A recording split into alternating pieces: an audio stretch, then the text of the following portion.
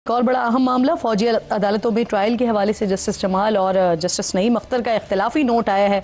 دونوں ججز نے جو 9 مئی کے ملزمان ہیں ان کے فوجی عدالتوں میں ٹرائل کو کالعدم قرار دیا ہے۔ آئینی بینچ نے 2-5 کی اکثریت سے سویلینز کے ملٹری ٹرائل کی اجازت دی تھی اور منتخب حکومتوں نے فوجداری عدالتوں پر اعتماد ختم کر دیا۔ یہ اس اختلافی نوٹ میں لکھا گیا ہے۔ اس پر مزید بات کرنے کے لیے کہ اب آگے ساری سچویشن میں کیا ہوگا، ماہر قانون شاہ خاور صاحب پروگرام میں میرے انتہائی معزز مہمان اسٹوڈیو میں مجھے جوائن کریں، میں بے حد شکر گزار ہوں۔ السلام علیکم شاہ خاور صاحب۔ سر، جسٹس جواد ایس خواجہ نے سویلینز کے ملٹری ٹرائلز کے فیصلے کے خلاف نظر ثانی کی اپیل دائر کی۔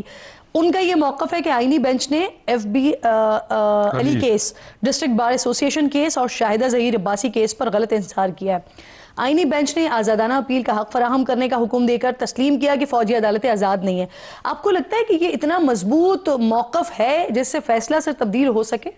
دیکھیں، جو ریویو کے جو ریسٹرکشن ہے سپریم کورٹ کی وہ ضرور موجود ہے، لیکن اس کا جو سکوپ ہے وہ بڑا محدود ہوتا ہے۔ اس میں جو آپ دیکھیں گے کہ اس کے 2 فیصلے سپریم کورٹ نے کیے ہوئے، ایک 5 رکنی بینچ نے کیا تھا جو کہ 4-1 کی اکثریت سے انہوں نے فوجی ٹرائلز کو جو ہے وہ غیر آئینی غیر قانونی قرار دیا تھا، اور اس کے بعد جو انٹرا کورٹ اپیل تھی جس میں ابھی آپ نے دیکھا کہ ایک بڑے بینچ نے جو ہے فیصلہ کیا، اس میں بھی 2 کی جو ہے اختلافی نوٹ آیا، باقی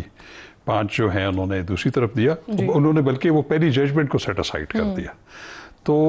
اب چونکہ 2 فیصلے آ چکے ہیں، پھر جو ریویو ہے وہ ریویو لگتا بھی اسی بینچ میں ہے، اور ریویو میں آپ پورے کیس کو اوپن نہیں کر سکتے، جو پہلے ڈسکس ہو چکا ہے۔ اس میں صرف آپ نے اس میں کچھ قانونی غلطیاں جو ہیں وہ ہائی لائٹ کرنی ہوتی ہیں، اور ادھر تک ہی محدود ہونا پڑتا ہے۔ تو میرا نہیں خیال کہ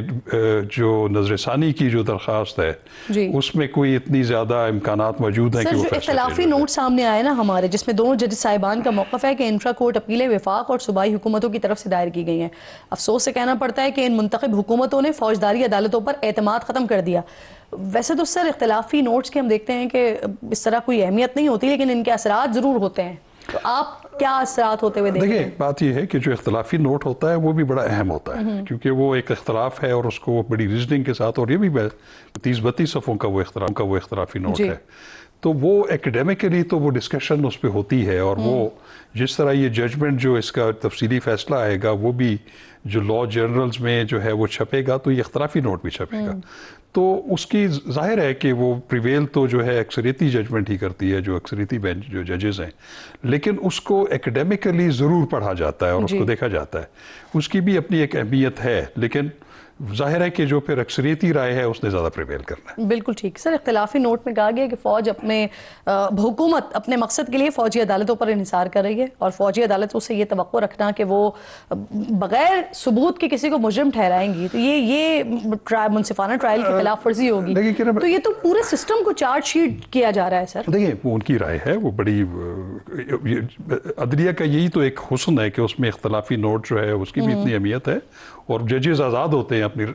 اپنے کانشنس کے مطابق اور اپنی انٹرپریٹیشن آف لا کے مطابق کسی چیز کو فیصلہ کرنا۔ لیکن ایک چیز آپ نے دیکھی ہوگی کہ جو اکثریتی فیصلہ ہے اس میں انہوں نے ایک نئی چیز جو ہے اس میں اضافہ کیا ہے۔ انہوں نے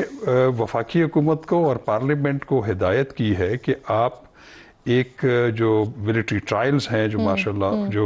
کورٹ مارشل پروسیڈنگز ہیں اس میں جو سزائیں ہوئی ہیں، اس کو تو پروٹیکٹ کیا انہوں نے، لیکن انہوں نے کہا ہے کہ ایک میننگ فل ایک ریویو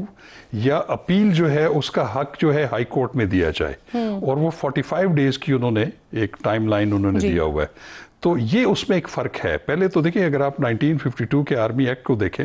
تو اس میں جو بھی کورٹ مارشل کی سزائیں ہیں اس کے خلاف آرمی کی اپنی ہیرارکی میں ایک کورٹ آف اپیل ہے، اس کے بعد پھر فائنل مرسی پٹیشن جو ہے وہ چیف آف آرمی سٹاف ہوتے ہیں،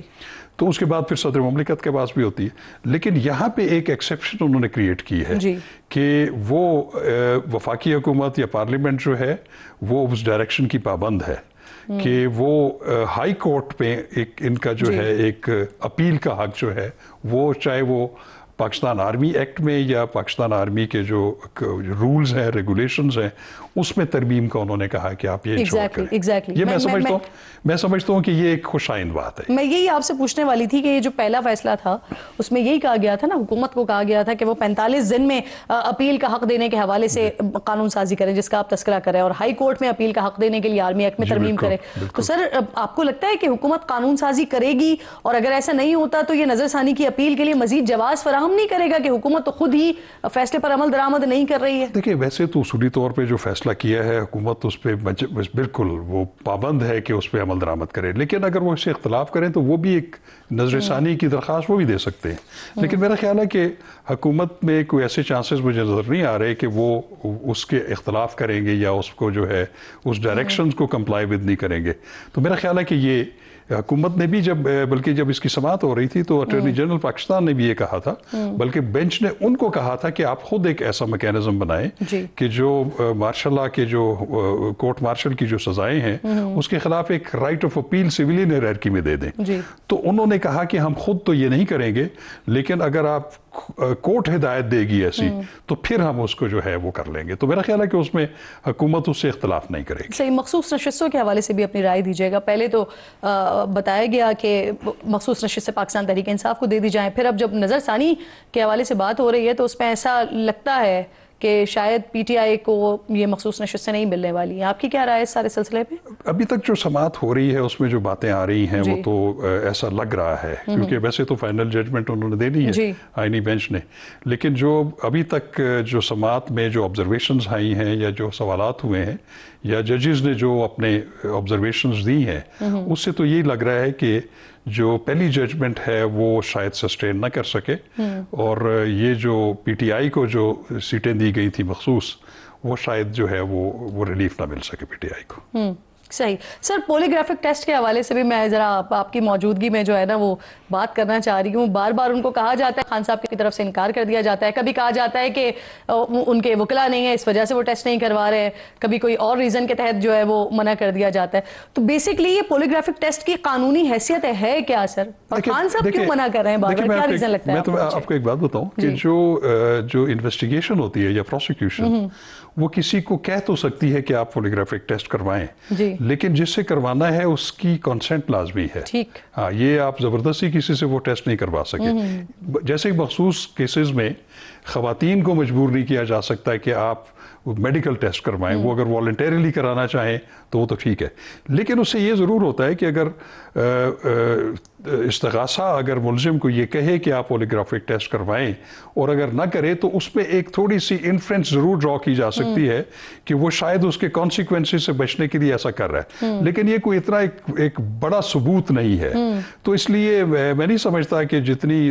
تقاضا کیا جاتا رہا کہ وہ جیل گئے اور انہوں نے کہا کہ جی ہم نے ضروری کروانا ہے, تو وہ مینڈیٹری نہیں ہے. اچھا, بڑی امپورٹنٹ آپ نے بات کی. تو یعنی کہ اس ٹیسٹ کا جو بھی فیصلہ آتا ہے کروانے والے کے حق میں آئے یا کروانے والے کے خلاف آئے, وہ بطور ثبوت عدالت میں پیش کیا جا سکتا ہے, اس کی قانونی حیثیت ہوگی؟ اتنی زیادہ اس کی ایویڈنٹری ویلیو نہیں ہوتی. اب جیسے وہ قصور کا واقعہ ہوا تھا وہ بچی کا, زینب بی بی کا, اس میں بھی پولیگرافک ٹیسٹ ہوا تھا, لیکن عدالت نے جو سزائیں دی تھی وہ ڈی این اے ٹیسٹ کے اوپر دی تھی, فورنزک ٹیسٹ کے اوپر دی تھی. انہوں نے اتنی اہمیت جو ہے پولیگرافک ٹیسٹ کو نہیں دی تھی. تو ایسے کیسز میں جس میں کہ صرف پولیگرافک ٹیسٹ کے ریزلٹ ہو اور باقی کوئی شہادتیں جو ہیں وہ کنیکٹ نہ کر رہی ہوں ملزم کو, تو وہ اس کی بیسس پہ کسی کو سزا نہیں ہو سکتی. اچھا, آپ نے یہ زینب والا کیس کا حوالہ تو دیا, لیکن سر کیا اگر ہم اس قسم کی جیسے عمران خان ہیں یا دیگر شخصیات ہیں, سیاسی شخصیات, اگر ہم ان کی بات کرتے ہیں تو کیا ماضی میں پولیگرافک ٹیسٹ ہوئے ہیں سیاسی شخصیات کے, اور ان ٹیسٹ کے نتائج کے حساب سے اس کی بنیاد پر ان کو کوئی کیس کو کنکلوڈ کیا گیا ہو؟ میرے نہیں علم میں کہ کسی پولیٹیشین کو جو ہے یہ کنفرنٹ کیا گیا ہو, یہ ٹیسٹ یہ آفر کیا گیا ہو. لیکن ہم نے دوسرے, جیسے میں نے زینب بی بی کا بچی کا بتایا, اسی طرح اور بھی بہت سارے کیسز میں اس پہ ہائی کورٹ اور سپریم کورٹ کی ججمنٹس موجود ہیں کہ آپ ایک تو کسی کو مجبور نہیں کر سکتے, اور وہ پولیگرافک ٹیسٹ جو ہے اگر اس کی رپورٹ پازیٹیو بھی آ جائے تو اس کی اتنی زیادہ شہادت کی اتنی ویلیو نہیں ہوتی, اس کے اوپر بیس کر کے کنوکشن نہیں دی جا سکتی. بہت سارے کیسز میں पॉलीग्राफिक टेस्ट पॉजिटिव आए हैं, लेकिन बाकी शहादतें जो है वो उसको कनेक्ट नहीं कर रही, तो वो उसके बावजूद भी अदालतों ने उनको बरी किया है और हाई कोर्ट और सुप्रीम कोर्ट ने भी उनके फैसलों को जो है वो अपहोल्ड किया है। बिल्कुल ठीक, बहुत बहुत शुक्रिया आपका। शाह खावर साहब प्रोग्राम में साथ मौजूद थे पॉलीग्राफिक टेस्ट के हवाले से, इसके अलावा मखसूस नशिस्तें और इसके साथ साथ जो सिविलियंस का ट्रायल है उस पर उस सिलसिले में बात कर रहे थे। आपकी मैं बेहद शुक्रगुजार हूँ वक्त की।